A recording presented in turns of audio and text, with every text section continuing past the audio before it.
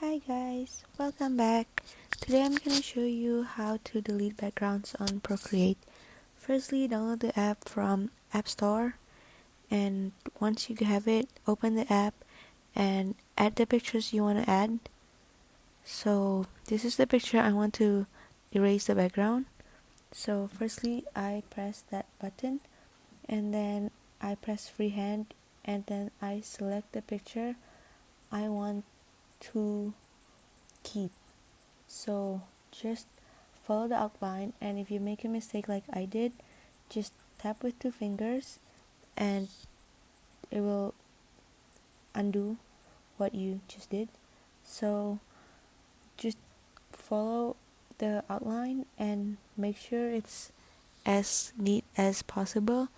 You could always zoom in by pinching with 2 fingers and zoom out by doing the opposite.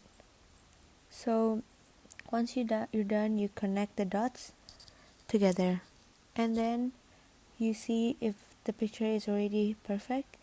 Then you press the layers and just press